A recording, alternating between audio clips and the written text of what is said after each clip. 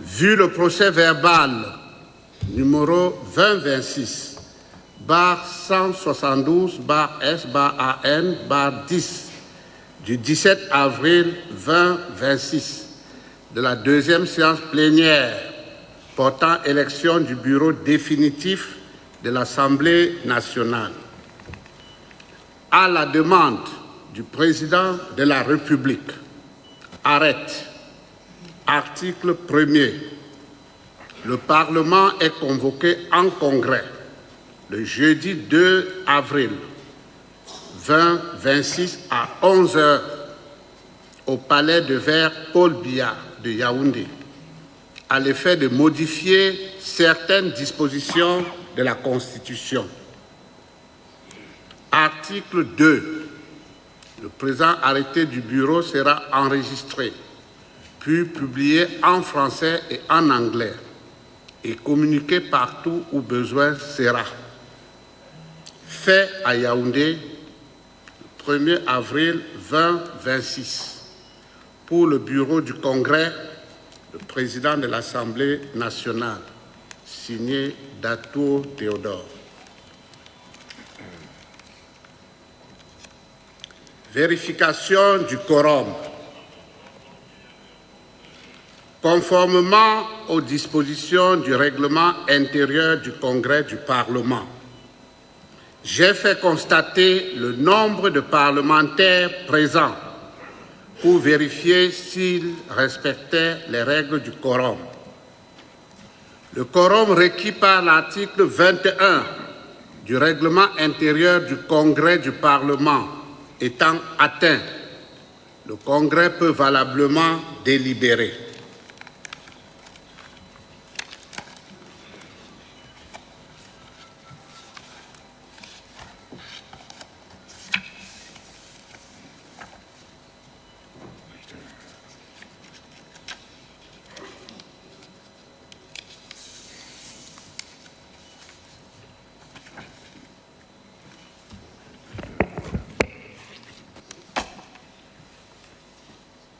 À savoir avoir le quorum requis, c'est-à-dire plus de la majorité, n'est-ce pas, des membres du Congrès. Monsieur le Président du Sénat, Monsieur le Premier ministre, chef du gouvernement, Monsieur le Président du Conseil économique et social, Monsieur le Président du Conseil constitutionnel, Monsieur le Premier Président de la Cour suprême, Madame le procureur général près la dite Cour, Mesdames et Messieurs les membres du gouvernement, Excellences, Mesdames et Messieurs les ambassadeurs, Mesdames et Messieurs les représentants des organisations internationales, Mesdames et Messieurs les parlementaires et chers collègues, distingués membres de la société civile, chers invités, Excellences, Mesdames et Messieurs, permettez-moi, en cette circonstance historique de la vie de la République, de vous souhaiter une chaleureuse bienvenue au Palais de Verre Paul Biya, siège de l'Assemblée nationale du Cameroun.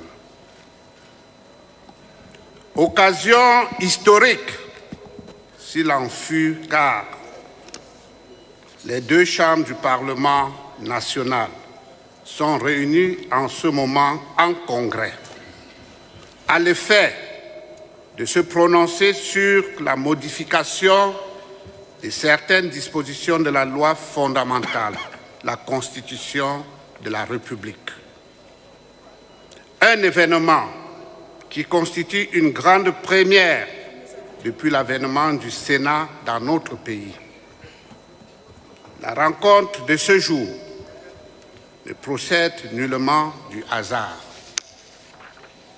En effet, conformément aux dispositions de l'article 14, alinéa 4 de la Constitution, nos deux chambres du Parlement se réunissent en congrès à la demande du président de la République pour entendre une communication ou recevoir un message du président de la République, pour recevoir le serment des membres du Conseil constitutionnel, enfin, pour se prononcer sur un projet ou une proposition de révision constitutionnelle.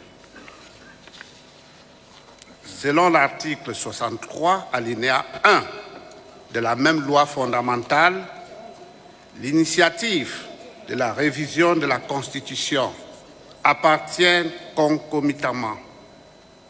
concurremment au président de la République et au Parlement. Pour le cas qui est soumis, l'initiative vient du président de la République, son Excellence, M.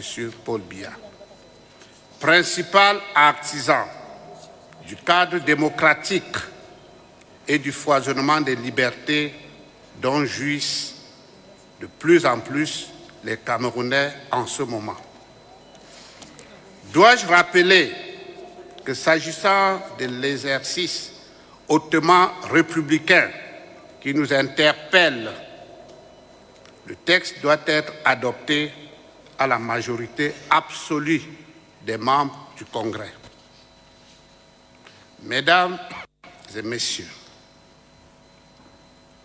il nous est loisible de constater que le projet de modification de certaines dispositions de la Constitution soumis au présent Congrès du Parlement intervient dans un contexte national particulier, marqué par les lendemains de l'élection présidentielle du 12 octobre 2025. Il va sans dire que les attentes sont nombreuses au sein de l'opinion.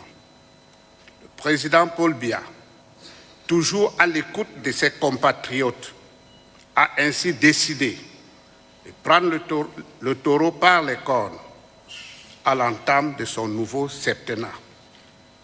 Il avait déjà presque annoncé, en renouvelant ses engagements dans son discours d'investiture le 6 novembre 2025.